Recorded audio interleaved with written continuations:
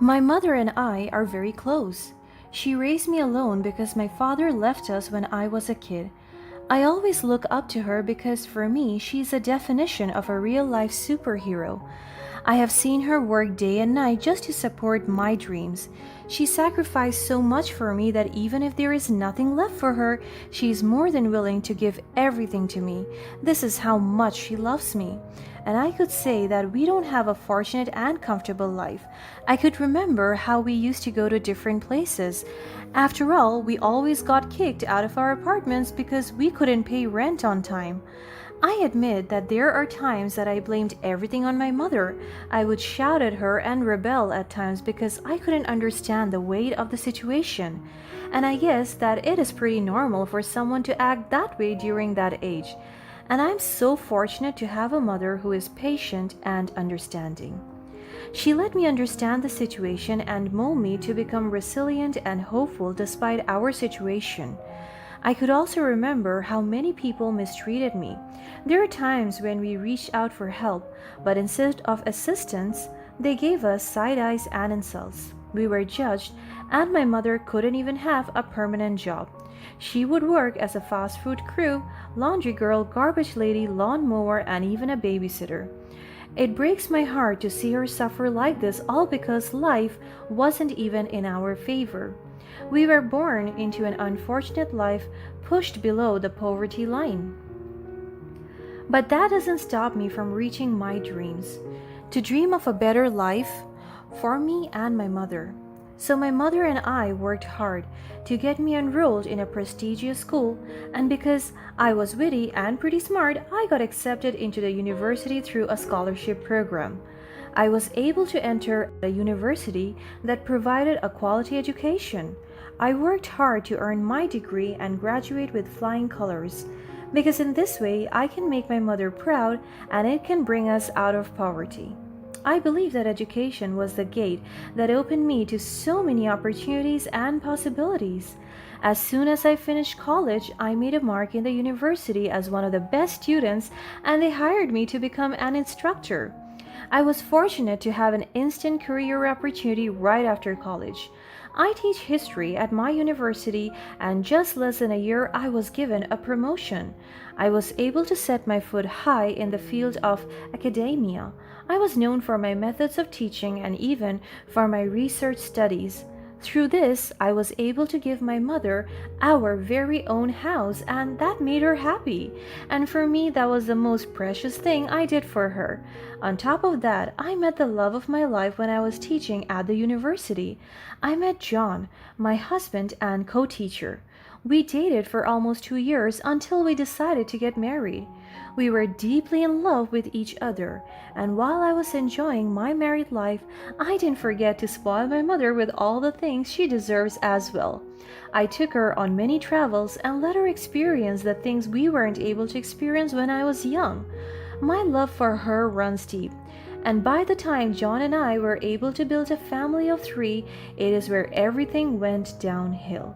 I thought I had everything: a loving family, my mother, my own house, car, career, and business. It was one fine morning, and I was out for a lecture at the university when our maid, Tara, contacted me. It feels like my life jumped out of my grasp when she called me and told me the most devastating news. "Hello? Yes, Tara, what is it?" "I'm so sorry to call you this urgent, ma'am, but your mother collapsed and went unconscious. I already called the ambulance and they're on their way." I almost dropped my phone. My heart was beating so fast. My mind floats. I can't afford to lose my mother this early. I hung up and immediately dismissed my class. I hurriedly went to the hospital, and there I saw my mother being rushed to the operating room. I started to panic while staring at my mother being surrounded by doctors. But good thing my husband was with me. He kept me calm and headstrong. But I was so confused as to why he was here earlier than me and why he didn't call me if he was just at home. And I was also so shocked that he and Tara came here together. And that scenario raises an eyebrow. However, it was not the right time to question him about it. I just want to focus my attention and concern on my mother, who is in critical condition. After 4 hours, the doctor came out and talked to me immediately. Her condition is now stable. I let out the deepest sigh. It feels like all the nervousness went out of my system. Thank God, my mother is now safe. Thank you so much, doctor. I owe you my mother's life. However, the sorrow on the doctor's face is also quite evident, and it made me feel panicked once again. What's wrong, doctor? Is there something I should know? I could feel my husband's hands wrapping around my shoulders, giving me comfort. The doctor shook his head, and it made me feel nervous even more. I don't want to hear bad news, but by the looks of it, I think it's worse than that. Your mother is suffering from a brain tumor. The corrupted cells have been there all along, and a pressure or a fatal injury triggered it. What happened to her before she collapsed? I couldn't breathe because of the diagnosis that the doctor told me. My mother has a tumor? No way, and a fatal injury? I looked at Tara. I'm waiting for her to answer because she's the last person that is with my mother. And she noticed me staring at her, so a slight panic was seen on her face. Then she answered to the doctor's question nervously. She just collapsed. I immediately responded to her, and by the time I got to her spot, she was already laying on the ground unconscious. The doctor nodded, forming a conclusion in their mind. I see. It must have been the fall that triggered it, but we will see to it. We will run tests and examine her condition. For now, she's stable, and let us hope it will stay that way for a fast recovery. The doctor patted my shoulders. Be strong, ma'am. After that, he left us. I feel like my whole world collapsed in front of me. Just as I was achieving my dreams, it also became the time when my mother was suffering from a deadly disease. The months went by, and I focused myself between work and taking care of my mother. I would admit that I didn't have time for my family, especially for my husband, but I was thankful that Tara is with us. She helps us with the household chores and everything. After several therapies and medical sessions, the doctor said that my mother gave no signs of recovery. It seems like her body has already given up on the illness. I broke down every night just by the thought that my mother would be gone anytime soon. I don't want to live in this world without her. I am yet to let her live the life that she truly deserves. But if it's her body that gives up, then there is nothing that I can do. So I asked the doctor if I could take her home and continue her medication there, because if her days are already numbered, then I want to spend it with her in the house that I built for us. Also, as her daughter, I took it upon myself to ensure she received the care and comfort she deserved. So I decided to let her stay at home surrounded by familiar faces and the warmth of our family. And the doctor agreed. My mother has her nurse and caregiver, and the doctor would regularly visit the house to check on her. Despite the pain of her leaving me building up, I never imagined that my life would take such a devastating turn even more. Because as I focused on my mother's well-being, I couldn't ignore the growing suspicion that something was amiss within the walls of our home. My husband John, the person I had once trusted wholeheartedly, had been acting strangely. He seemed distant and preoccupied, often disappearing for hours without explanation. It was as if he was hiding something from me. He's supposed to be the one that was helping me during this tough time, but he is always absent and nearly inconsistent. In short, he changed. He's not the one he used to be anymore, and I'm pretty sure this is all because someone else is in his life. As the days passed, my concerns deepened, and I couldn't shake off the nagging feeling that my husband was having an affair. The signs were subtle at first: an occasional secretive phone call, a hushed conversation whenever I entered the room. Every time I ask him to take care of my mother, he refuses. If I talk about concerns about the household, he doesn't look interested, and he doesn't even talk to me with sense anymore.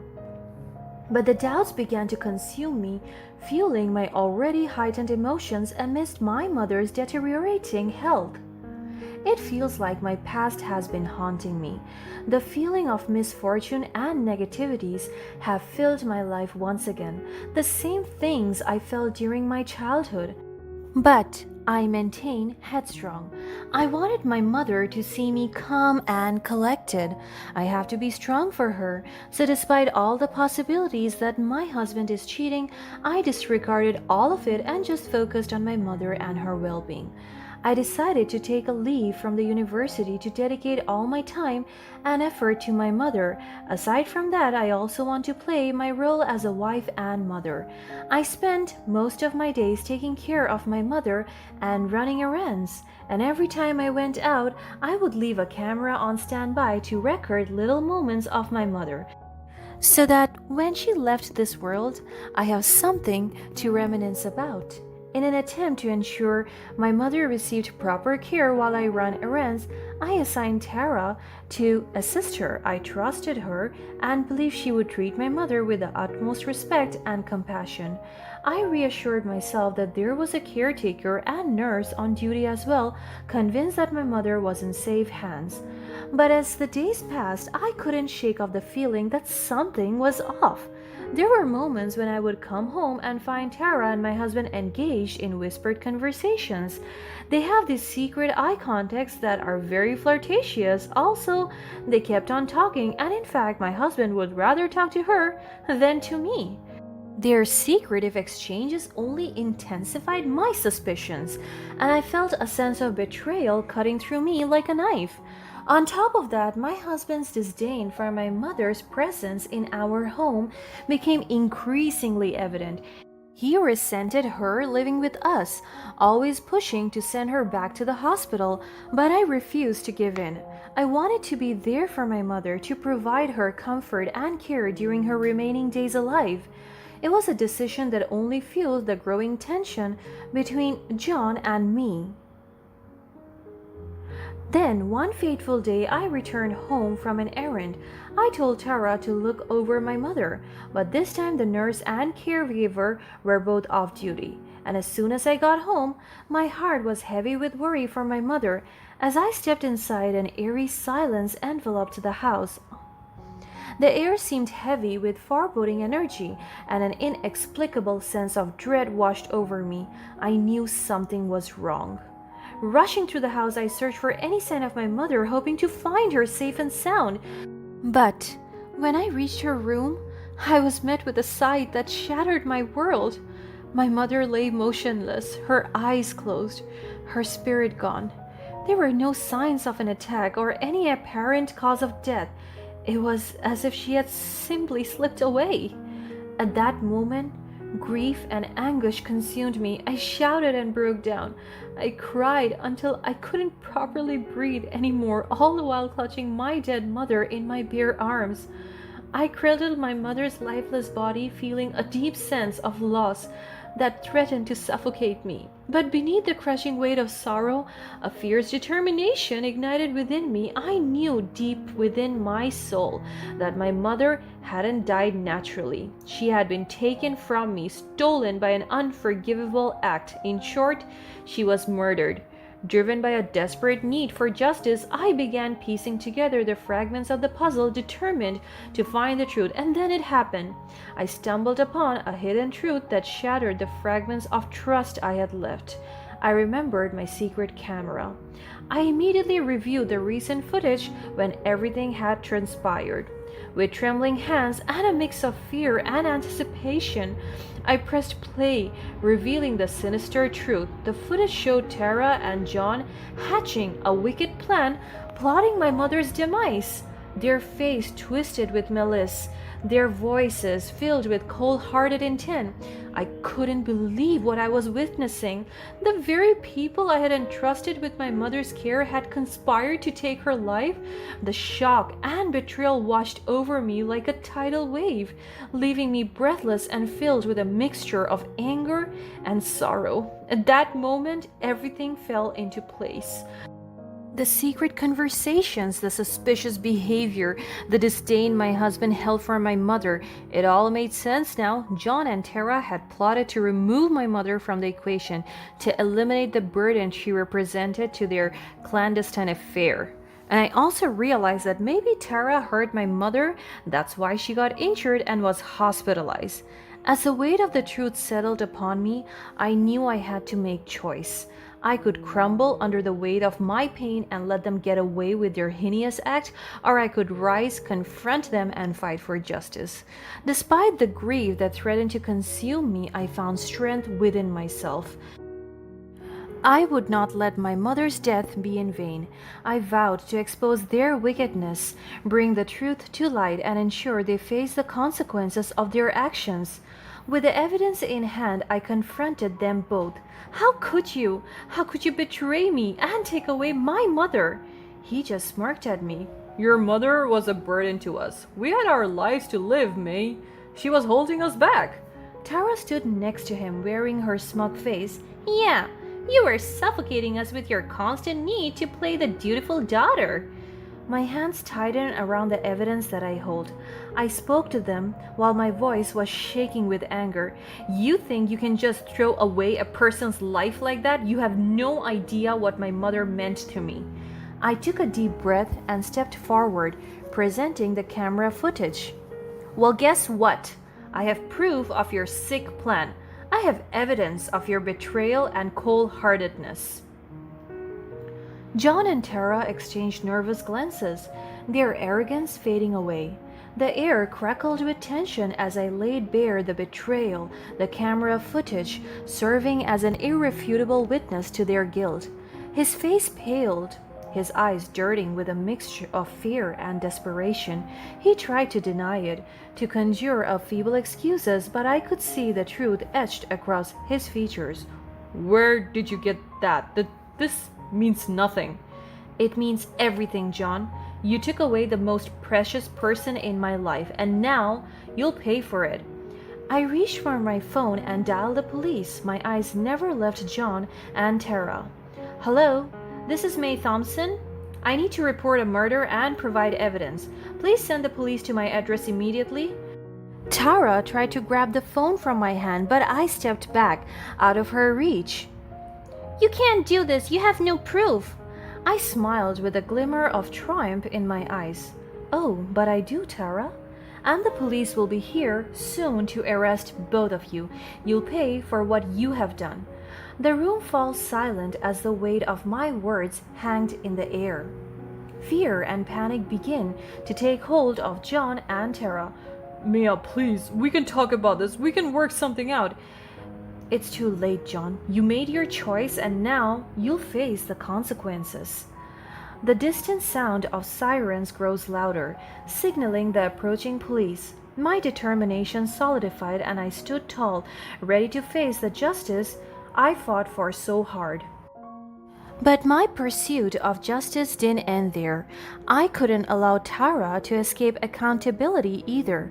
I contacted the authorities, sharing the damning evidence I had gathered. The police were taken aback by the revelation, assuring me that they would investigate the matter thoroughly. Days turned into weeks as the investigation unfolded, and then the truth emerged, an intricate web of deceit and betrayal. It wasn't just a simple case of an affair gone wrong. John and Tara were entangled in a larger criminal operation, one that involved fraud and money laundering. My mother's death had become a mere pawn in their sinister game. The police revealed that they had been monitoring John and Tara for some time but lacked the concrete evidence needed to make an arrest. My mother's murder became the key to unlocking a much larger case exposing their involvement in a web of criminal activities. A sense of relief washed over me as the truth was finally revealed to the world. My mother's memory would not be tainted by their wickedness. The police assured me that justice would be served and both John and Tara would face the consequences of their actions. In the aftermath of this harrowing ordeal, I found solace in the love and support of friends and family. Though my heart would forever bear the scars of losing my mother, I knew she would want me to move forward, to embrace life with renewed strength and purpose. I vowed to honor her memory by advocating for justice and ensuring that no other family would suffer at the hands of such treachery. My mother's spirit would guide me, fueling my determination to make a difference and bring light to the darkness. As I stood before her grave, tears mingling with the raindrops, I whispered my final goodbye. The truth had prevailed, and my mother's soul could finally rest in peace. Though the pain would never fully fade, I had found the strength within myself to face a new chapter, forever carrying her love in my heart.